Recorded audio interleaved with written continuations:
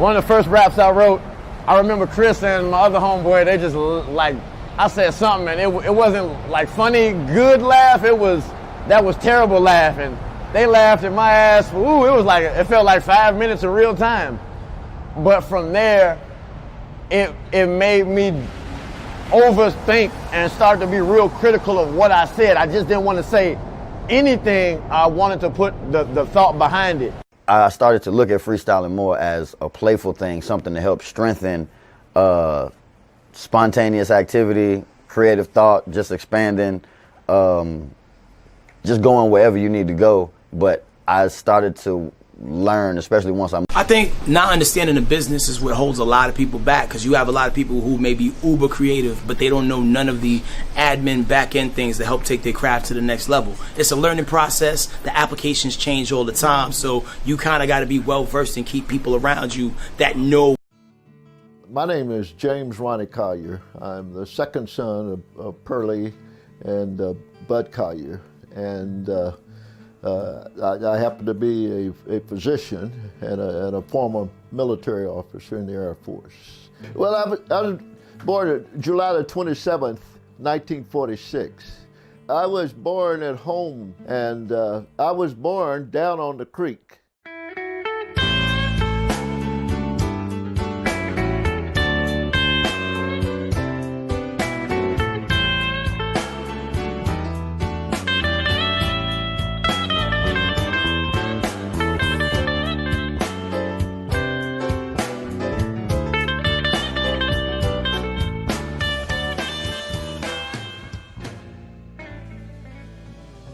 I can remember as a very young child coming up here when the house was being built. We used to live at a place called Down on the Creek. I don't remember the house, so I must have been around 2 or 3 when we came up here. But I can remember this looked like a mountain to me. It was a sloping hill. There were a lot of big trees in the back. We were close to the highway, which we had never been before. Builders were building the house. And my grandmother, Ma, said, "This is where we're going to live." Now, they were building the house, so I wasn't sure I wanted to live here, but it was nice to see new construction. And a short time later, we did move here. And it was great joy to be from this place that we called Down on the Creek, where the water was, and I was terrified of water, so I was happy to be here. The lady who built the house was the lady that my grandmother worked for, and she was happy to reward me with building her a house that was new. This was nice to be able to transition to this part of, I'll say, the city, but we called it a town, down closer to downtown Waverly. Most of the African Americans that lived there then have long been gone, but we were one of the first, I think, to move up to this part of town. It was me, my older brother, 14 months older, Maxie, and he was like a leader. Even at a very young age. My mother was beautiful, loving. Everybody loved my mother. My father was a handsome guy, very industrious, hardworking, very intelligent. They were both very young, and he never had an enemy, and my mother never had an enemy. And we were a happy family, very happy. Your granddaddy had some motorcycles. I can remember at least 3 that he had. And I can remember one time, don't tell anyone, all 7 of us kids were on the motorcycle. So it was not just me and your daddy, but it was your cousins too. All 7 on one. And when Mama found out about it, she did not like it. From what they both said, life was somewhat difficult. Jobs were plentiful, for African Americans, but they were menial jobs. Working in homes, working at garages, and my father was a mechanic, and he really enjoyed that. And later on, I had an opportunity to work with him for a few summers myself. He was very good at what he did, and my mother worked as a domestic, is what they call it in the day, where she would go in and just clean house and, you know, fix meals and take care of the children, and that was part of it. The pay, of course, was not good, but it was honorable employment, and it was pretty much the standard for African Americans in the homes of white Americans. Well, can you try to describe what it was like as a child coming up in Jim Crow here in Waverly? Well, I think my family, and not just my mother, father, grandfather, everybody gave you some boundaries in terms of your behavior. There are memories that I grew up with from my grandmother, my great-grandmother, and from my mother about behavior. Mama's sister was shot in the arm when she was a little girl by one of the night riders. This is when they lived down on the creek, and something happened, and the night riders came by and were talking to them, and they to the family on the porch, and they knew my grandmother, but Jane recognized, my Aunt Jane recognized one of the men behind the hood or the covering that he had, and she called his name, and he shot in the arm with a .22 rifle. It didn't kill her, obviously. I don't even know if she got any medical care other than her dressing on it, but the whole point was, I remember stories about that. And I remember stories about where some girlfriend and boyfriend activity would go on between the races, and if somebody found out about it, you had to get out of the county. Hey, this was between him and her, who are not of color, who are coming towards you, move a little bit out of their way. And it was nothing, it was mannerable coming from my grandmother. Move over when you see them coming, or, you know, and always be respectful. Call them Mr. and Mrs. and smile. It was just a way of life. It wasn't something that I felt angry about or felt, I was respectful. And your daddy was respectful. How was it when you all began to desegregate the schools? What was it like? Well,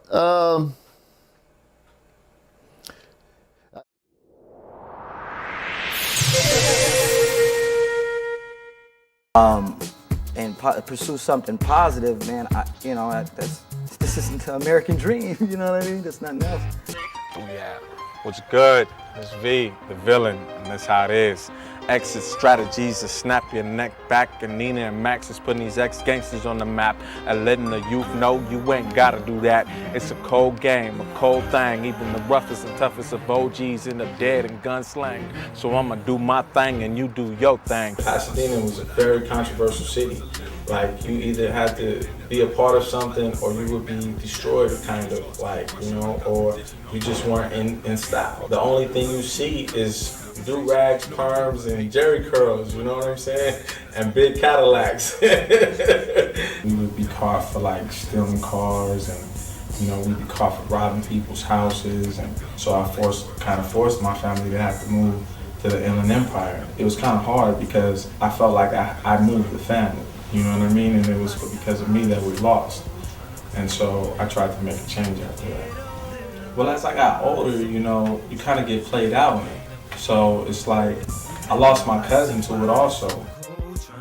When it gets close to home, you feel it kind of different.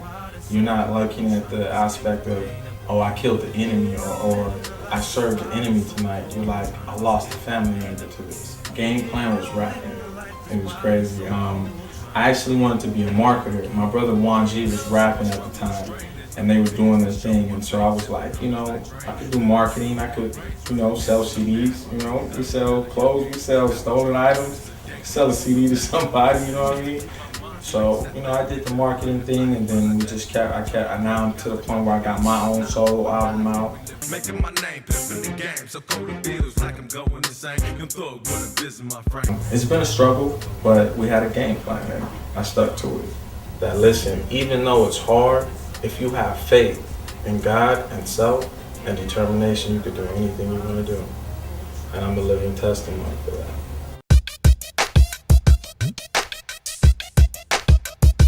It started all back in Detroit, growing up poor, so I used to steal out my mama's purse, take things and stuff like that. Then mom moved to LA. My cousin started letting me hold his stuff, his drugs, so I was holding it. And then some cats came to the gate and it was like, is Victor here? It was like, you got something? And I noticed I had it, so I saw what they did. And my cousins told me about it, and I said, okay, I got one, and I sold one. What came along with the drugs, it's the police. It comes a time in life, no matter who you are, you run into a wall, you run into depression, you run into a state of like, man, I got to change, man. I can't get out, I can't stay out here in these streets. Jail was the place for me. So when I got out, I wanted to change. I got a Medicare job. The girl was like, be a clown at my party. I was like, a clown, you gonna pay me? And she was like, ah, but yeah. And these girls at my church, they was doing the clown thing. So I asked them, I said, hey, this girl want me to do a party, what do I do, I was ready to go. And I said, Gretchen, I'm finna come, you got my money? She said, I don't got no money. I said, girl, you don't got no money. I was already dressed up. She didn't pay me nothing. I stayed there for 3 hours, and when I checked with them kids, I said, you know what? I'm finna come up with Tommy the hip hop dancer clown.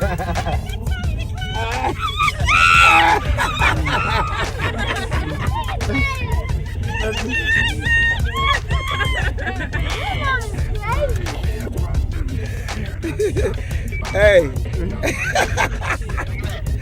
Used to just go through all the neighborhoods, jump out, blast the loud music, because that's how, back in the days when I was in the drugs, we used to drive the cars, fancy cars with loud music, and used to high sign, you want to flash, want the girls to see you and stuff like that. But I flipped it and said, okay, well, let me use some old traits, which is, you still like the nice car with music. But I said, okay, as the clown, I'm dressed up as a clown, now I'm getting more attention.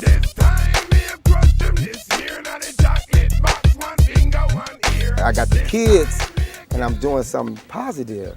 I made up in my mind that I didn't want to attach myself with the past, which is the old homeboys, because I know that if I do that, it can draw me, it have a chance of drawing me back into that type of lifestyle. It comes a time when you have to make up in your mind, in your heart, in your soul, that you don't want to do that. And that's what I did. I never completed high school. Single family mom. There was no dad around, so I was kind of like the tomboy. I always wanted to hang out. Never wanted to come home from school, never.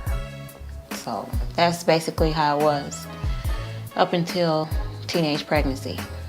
Then I got into the gangs. After that, I got involved with hanging out, with the Crips, doing bad things, robbing, beating up people, beating up old people. So after a while, my son started looking at me like, Mom, what's going on? Because, I had him just before I turned 16. So I couldn't bring him up where, no, it was not gonna happen. I didn't want him to go through what I went through. So I had to find a way out. There was a major incident. I ended up getting raped. Considering that I had no family support, I was banded from mom, aunties, cousins. I had to turn to shelter. I had no skills, barely knew how to read and write. Learning how to dress and to fill out an application, all of that was taught to me through the Jan Clayton Center. And they gave me an exit plan, and you get job opportunities while you're in, and it was just a program that helped me and to get back affiliated with my family and to find out who I am and to be the mother that I was supposed to be to my son before he gets lost in the gangbanging. And then I began to work in the cable business. It was kind of difficult for me because I was a street woman. I didn't know the corporate, get up, go to work 9 to 5. So it was a blessing that God put an ideal in my mind since I had learned how to clean in the program, because that's what we had to do every morning, get up and clean up the establishment.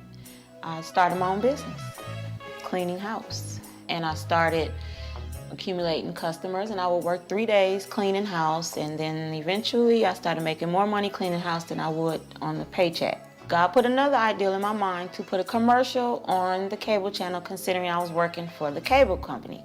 And I continued to work for like 3 months. And I would answer my cell phone on break, you know, book the appointments. And then after that, I just quit and walked out on faith. And today, we still have the commercial. I have a staff of 7 people.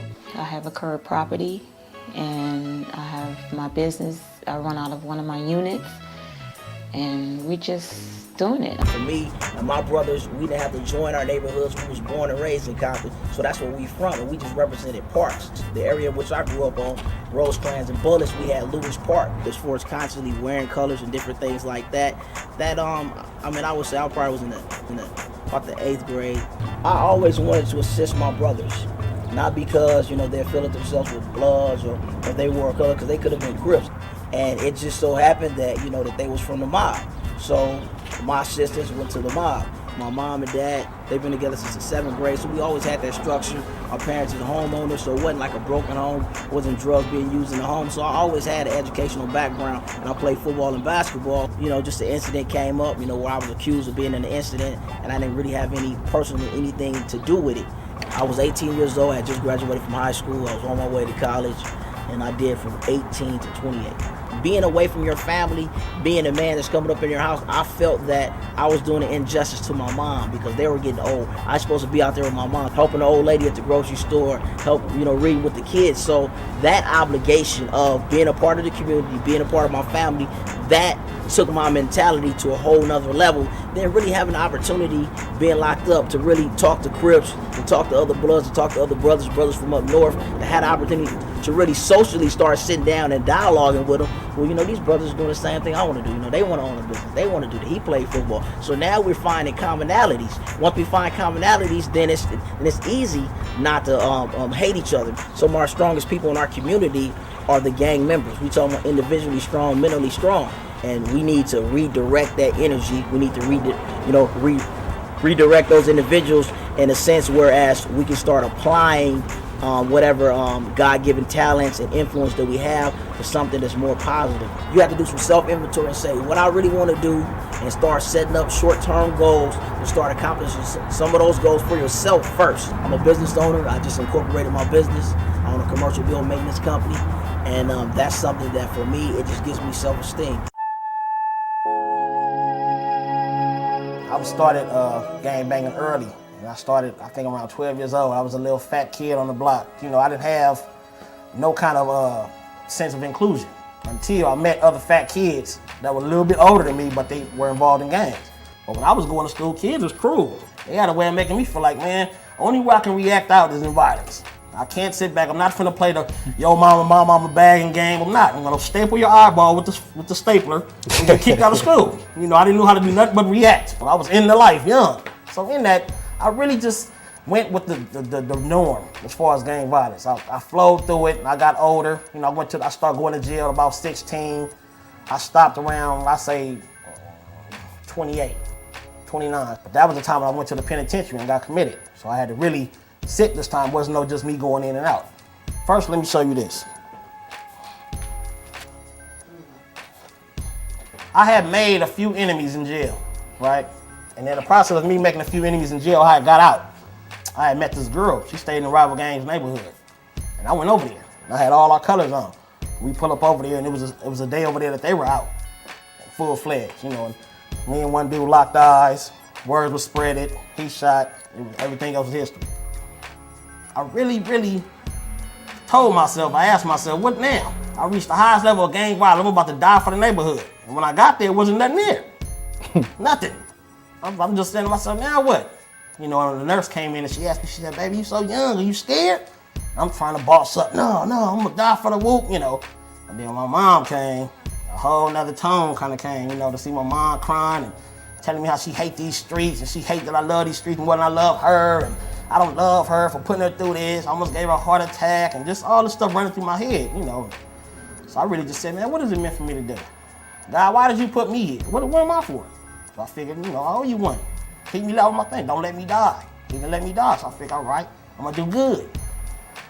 And I did it. So I had hooked up with some older dudes that was more positive. They were doing things with Jim Brown.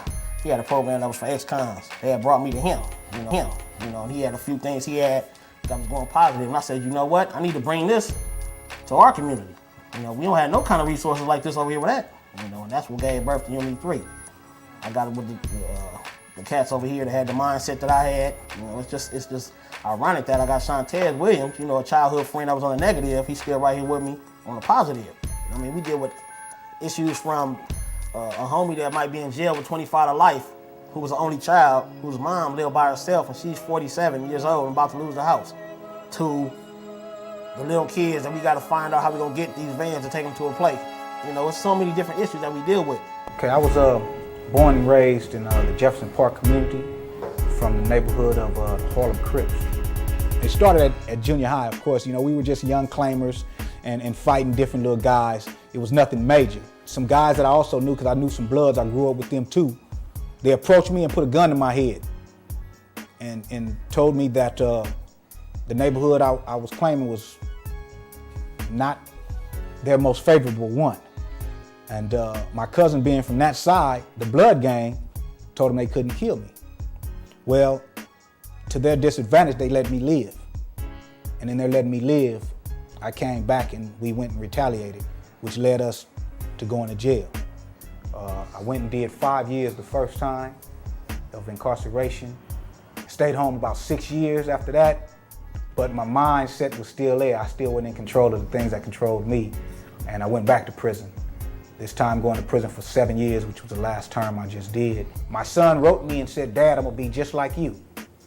And he accepted, and I found out he was now part of the same gang that I was.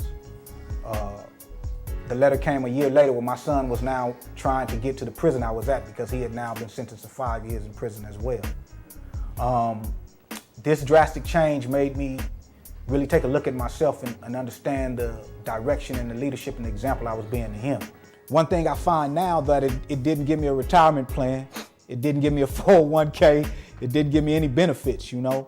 Only thing I got out of it was all negative. I found how abnormal I was really living, you know what I mean?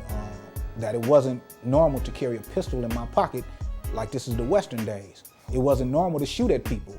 It was normal for stores and businesses and restaurants to be open and to be able to go in there and eat peacefully late at night.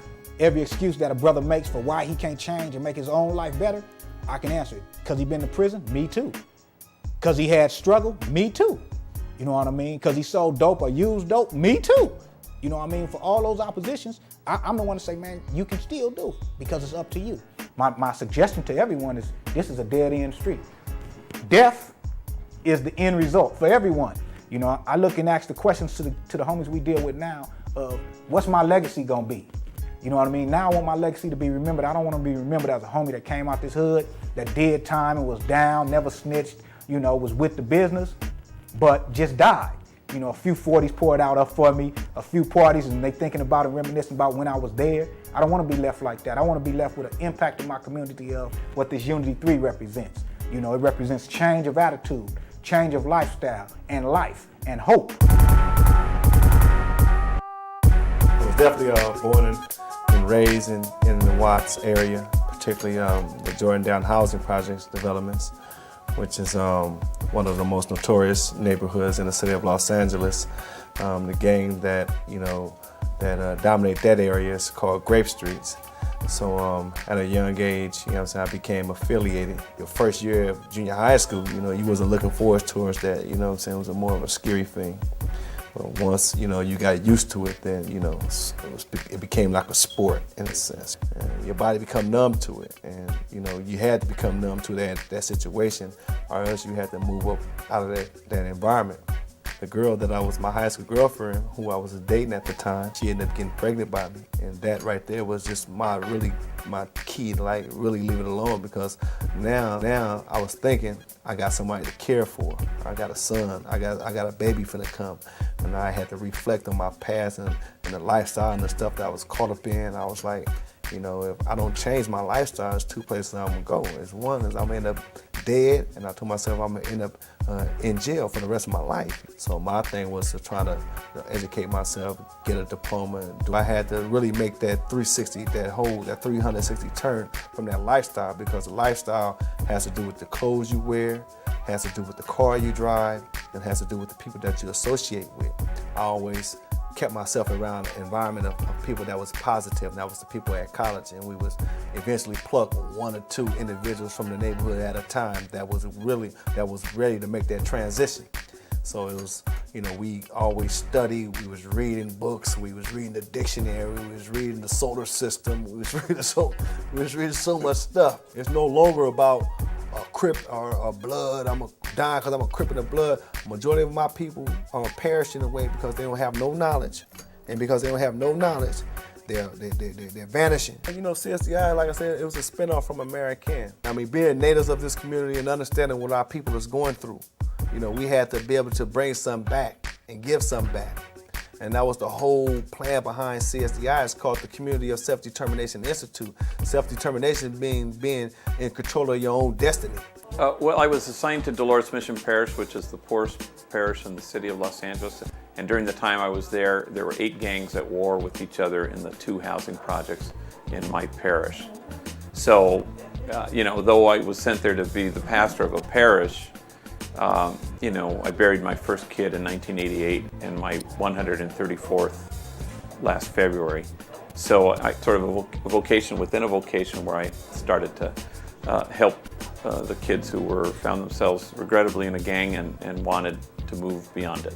The first thing we did was we started an alternative school in 1988, and that brought gang members to the church property. And then they started to say, boy, if only we had jobs. So then we started a program called Jobs for a Future in 1988. Then in 1992, we started Homeboy Bakery, which was the birth of Homeboy Industries. So now we just call this whole organization Homeboy Industries, which is a kind of a gang rehab center or a center of hope for young people who've been involved in gangs and for whom hope is foreign. So they come here and we help them in concrete ways to jumpstart their life, from job to tattoo removal to counseling to a variety of case management issues that we deal with. Anytime we want to shave, we'll get better results. We have our cafe that we opened up in just in April of this year, and with that cafe we have 5 homegirls working there now, and it's sort of kind of catered to females, start working with females. We've always been asked to, what are we doing for the girls? I am a gang member, born and raised right here in Boyle Heights. I joined the gang when I was 11 years old. The only reason why I stopped gangbanging was because I got 6 counts of assault and battery for a peace officer, and had to go to trial and all that good stuff, and I almost lost my kids because of that. I went to trial, had to do community service. So finally I went in and I went to give Father Greg a piece of my mind. Told him, you only help the people from the projects, you don't care about us. And he goes, you know what, kiddo? He goes, you could do your community service. He goes, I'm gonna help you. So I came in, did my community service, and I was slanging at the time. Slanging, which is selling drugs, and still very active. He goes, do you want to earn real money? I was like, come on, G, I'm earning real money. And he's like, no, real money, hard-earned sweat money. And I was like, nah, it's gonna be a hard transition. And he's like, okay, let's make a deal. He goes, if you come and you do good, he goes, I'll promote you and you'll go up the ladder fast. And I was like, all right. So I came in, started working in the WOW with my enemy gang members. I didn't talk to nobody at first. I've been everything in Father Greg's office. Till finally, I started my own program in Father Greg's office called Platicas. And Platicas, it helps the girls that are of it, in it, and around it. It's for the girls that are of the gang, in the gang, around the gang. And that's my outreach right now. Everybody's a success story here. You know, when people say, does the program work? It's 100% successful. For anybody who works this program, it's 100% successful. Everybody here has left behind, you know, the life of selling drugs or gangbanging, and have turned in the sort of this bastion of conditional love, which is gang involvement, for this community of unconditional love.